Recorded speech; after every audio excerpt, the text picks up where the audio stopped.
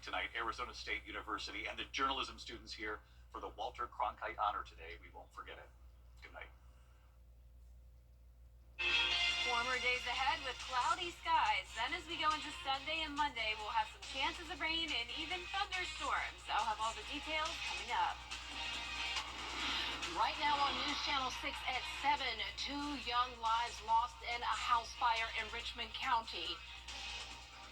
We'll update the investigation.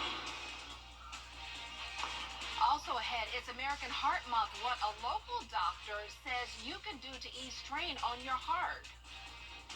And a bump in the road for one Augusta neighborhood. How Augusta leaders are slowing things down on Farrington Drive. As your News at 7 starts now. Live from Television Park, this is WJBF News Channel 6 at 7.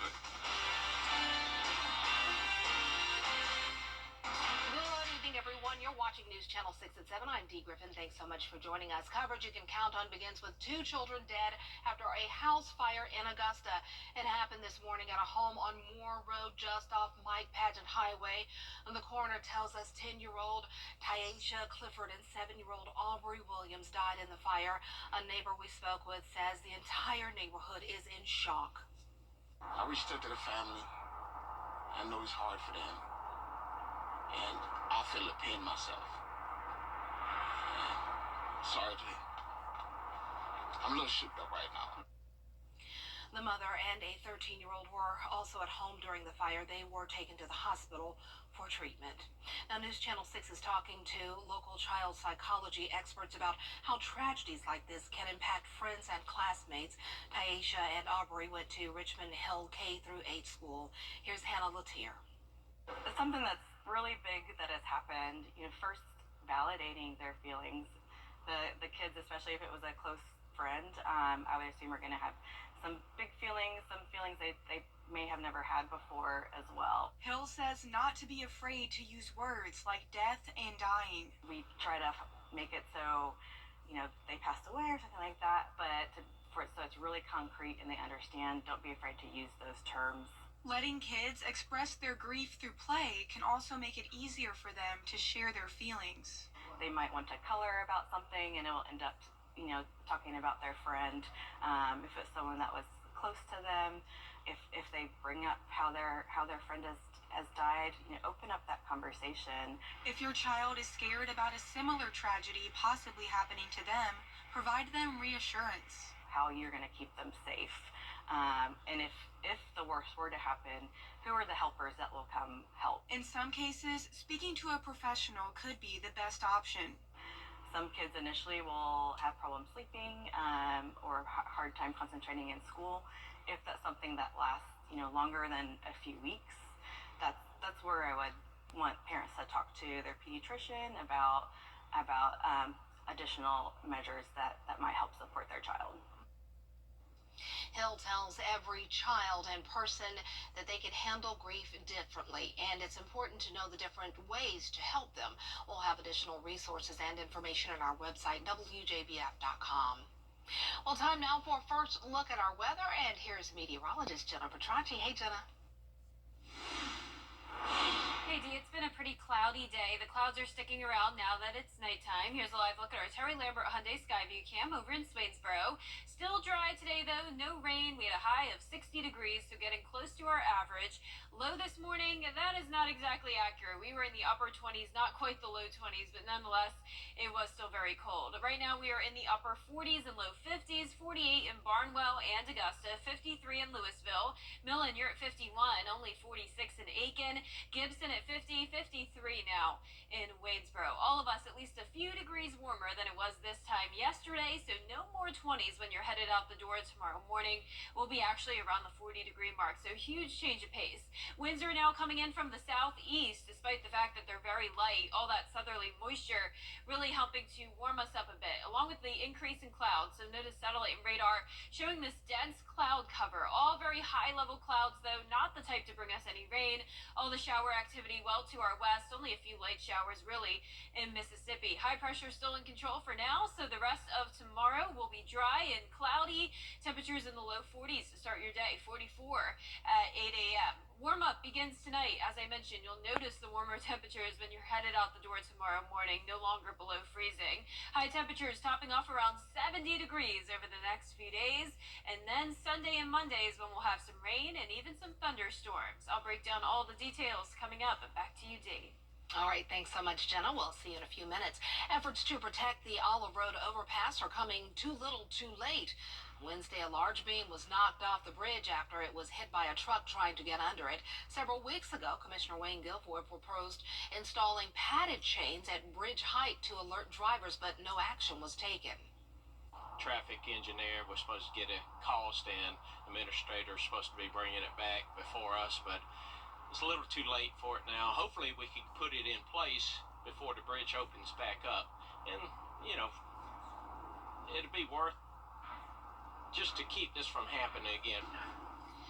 Olive Road, the bridge will be closed until repairs are complete. That's the bridge and the road, so be sure to detour and don't go that way. CSX says the work could take up to 3 months, so beware.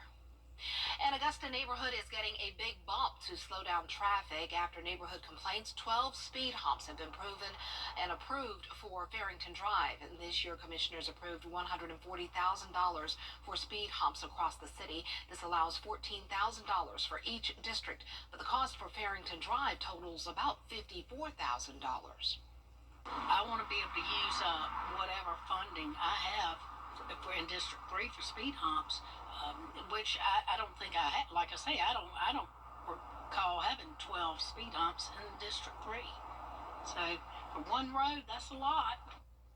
City traffic engineers say funds from last year are being used for the Farrington speed humps, so each commissioner still has their allotment for this year.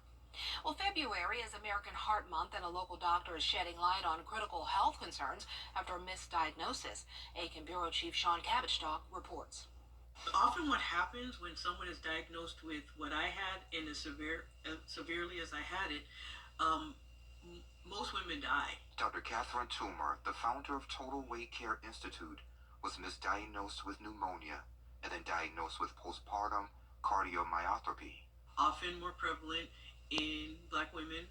It can happen actually towards the end of pregnancy and anywhere up to 6 months after pregnancy, after giving birth. And so that is often missed. The American Heart Association's recent report highlights disparities in heart disease occurrence and treatment, especially among Black patients. Dr. Toomer says factors include prejudice, bias, miseducation, and denial. It takes a lot for us to finally say, okay, enough is enough. And often by the time we do that, it's so far along that it's a lot harder to then get back to health. Pregnancy-related heart conditions disproportionately affect Black women, including preeclampsia, anemia, and hypertension. Sometimes location, sometimes because of access, we just don't get that care.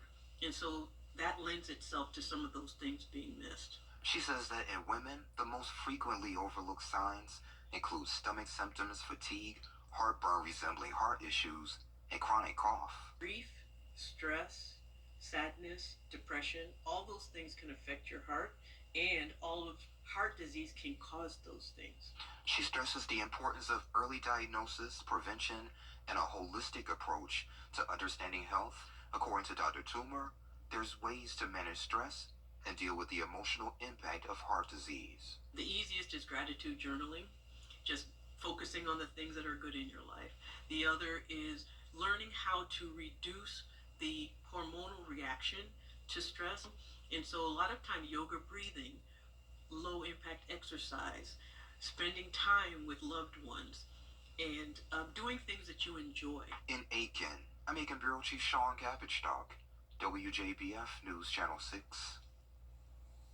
Well, the GBI is looking to hire more staff to prevent a backlog in crime cases. The GBI handled nearly 7,000 investigations last year. Governor Brian Kemp wants to create a GBI gang task force in Columbus, fund 2 Georgia State Patrol posts, and 21 crime lab positions. The director says to keep employees, it comes down to passion and pay. Getting people interested in a law enforcement career. And then being able to recruit those men and women, whether it's for a sheriff's office, police department, GBI, GSP, whatever the case may be, getting them interested in a career of public service, I think there has to be a desire for it and a passion to do that. Governor Kemp gave a one-time salary bonus for all teachers, education staff, and state employees in December.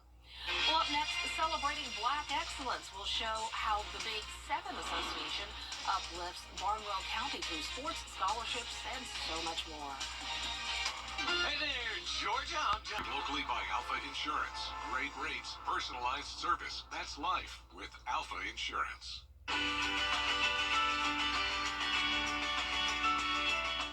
Ready to develop more than a career? Apply at scienceco.com/career. WJBF News Channel 6's Black Excellence 365 recognizes inspiring Black individuals and organizations in the CSRA year-round. Recipients are honored with the Mary L. Jones Black Affirmation Award. Sean Cabbage-Talk takes us to Barnwell County to honor the Big Seven Association. We had the determination to keep on doing what we wanted to do to make this cute community a better place. Founded by 7 softball coaches and managers in 1989 at the Diamonddale Community Softball Field in Barnwell County, the Big Seven Association began with a vision.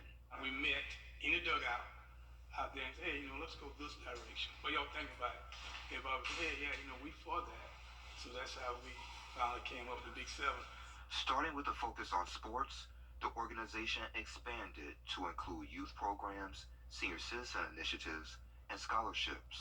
To give our kids a chance to be productive, to make sure they can get into schools, because we found a lot of them that had a lot of financial struggles trying to obtain the college dream, if you will. Despite health challenges among many members, the Big Seven remains dedicated to uplifting the community. Just a group of guys right here from Barnwell County have been doing what we do for over 30 years. And that's a blessing. So do y'all butt heads? I'm pretty sure. Oh, yeah. You can see the scars. One standout event organized by the group is the annual scholarship and awards banquet. To start, they gave students $300 at 3 local schools. Last year, we were able to give 17 $1,000 scholarships.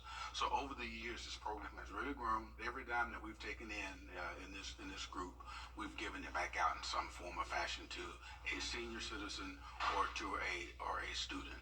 Its mission, one helping one to uplift all, sparks success stories.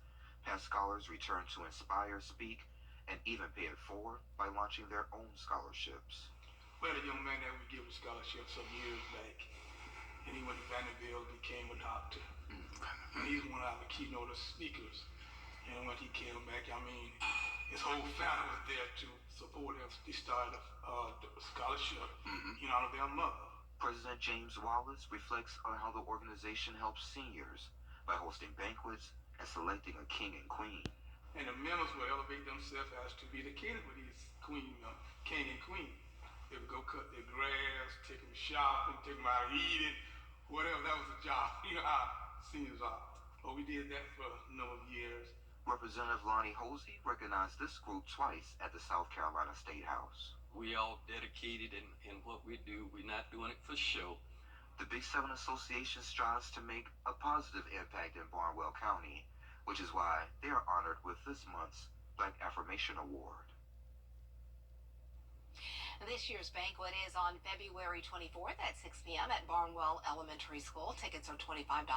Tables are also available.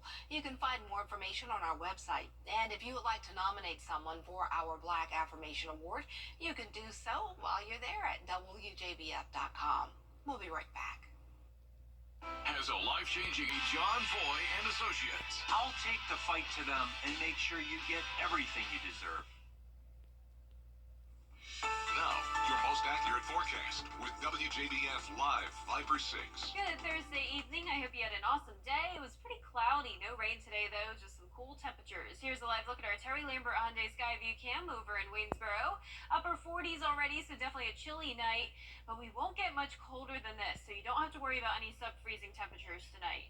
The winds are very calm. Not much going on today. Temperatures anywhere from those mid-40s through low 50s. A little bit warmer down towards the south. 51 in Sparta, 53 in Waynesboro, Aiken at 46, our coldest spot, 47 up in McCormick and 49 in Edgefield. Satellite and radar showing the dense cloud cover over our area. All very high level clouds though, so notice no rain associated with it. Just a few spotty showers out towards the west, but high pressure is still in control for us, and that'll keep us dry over the next couple of days. Tomorrow's main story is the warmer temperatures. We'll have this southerly flow bringing us all the way into the 70s, at least for around half the CSRA. But as usual, with the warmer temperatures also comes some rain chances. So we'll have a very unsettled pattern on Sunday through Monday. So we're going to have this stationary front move in, bringing rounds of rain throughout the next few days. So 70% chance of it Sunday, 80% on Monday, a few showers lingering into our Tuesday morning. So a pretty split forecast. I'd recommend Saturday for outdoor plans. This has been the trend lately, if you've noticed. We've had nice Saturdays, and then on Sunday, that's when we have all the rain, and it will also be windy, a little bit cooler as well, back down into the upper 60s. Then the big cool down comes next week. We'll be back to sunshine. Beautiful holiday forecast. 62 degrees. You'll want a light jacket if you're going to have any outdoor dinner plans for the holiday. Here's a look at the futurecast. Saturday night, you're going to see that rain start to approach us, but it won't move through until early Sunday morning. So that's why I lowered those rain chances on Saturday. So if you're headed out early Sunday morning in our northern counties, there may be some rain, but the majority of it won't come until the afternoon, continuing through Sunday evening. Warm front lifts to our north, and this puts us in the warm sector where there's a lot of instability. So by the time this cold front passes us, that could produce some strong to severe storms. So of course it's still pretty early out, but we'll keep you updated on that. By Monday at 8 p.m., notice still widespread rain across the area, definitely going to be windy, and some heavy downpours at times. Rainfall total should reach around 2 inches by the time this is all said and done across the CSRA. Higher amounts to our north, lower amounts to the south. So we could have some localized flooding issues on Sunday and Monday, and that's a good reminder that it's Severe Weather Preparedness Week, and tomorrow meteorologist Miller Hyatt will be here as we talk about flood safety, our final topic. Tomorrow morning though, 42 degrees, overcast skies, warming up into the upper 60s with a southwest wind. Lows tonight around 40 degrees, so chilly, but still much warmer than it has been. Highs tomorrow anywhere from around 66 to the low 70s, 71 down in Swainsboro. Your 10-day forecast showing 73 in Augusta on Saturday, mostly cloudy, overcast with the rain Sunday and Monday. Then the majority of next week will be back to sunshine, and once again the cooler temperature, 62 for Valentine's Day. Oh, it's a nice day, definitely. Yeah, I'm glad we'll be back to the sunshine by then. Just a little bit of bump up and down before then, but not bad. Yeah, we've got these up and down temperatures, but what's new? It's been like that Yeah. for a while. It could be worse. All right, thanks a lot. Well, coming up, the year-long investigation of President Biden has ended. We'll have the verdict when we return. WJBF Live Viper 6 Skyview Network is sponsored by Terry Lambert Hyundai. Low prices, big selection, and committed to quality customer service. We turn now to the results of the year-long investigation of classified documents found at an office and home of President Biden. Rena Roy has the latest. After a year-long investigation, Special Counsel Robert Hur releasing a 345-page report saying President Biden willfully retained and disclosed classified documents, but that no criminal charges are warranted in this matter. Biden reportedly telling investigators he believed notebooks with classified information were, quote, my property.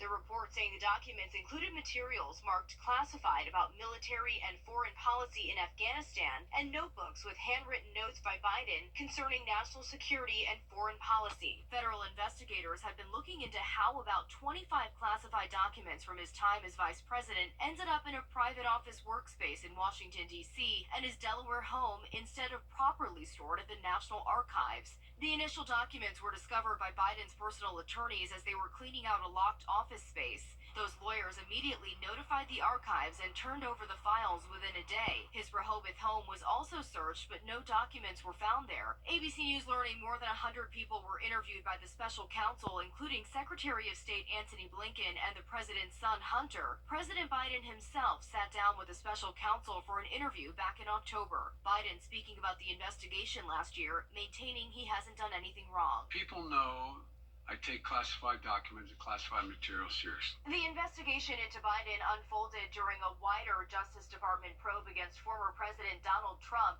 who's charged with unlawfully retaining highly classified documents after he left office and refusing to hand them over to federal officials. Rena Roy, ABC News, New York. It is important to have a Like that. One call, that's all. Call 1-800-CALL-KEN. Hi, guys. The usual? Yes, please. Before this happened.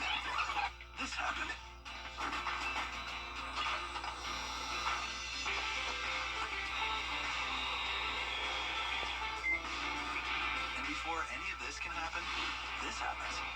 The team at Dominion Energy rolls up their sleeves every day, just like you, to provide the reliable energy to help make mornings like this happen. Thank you. Dominion Energy, powering your everyday.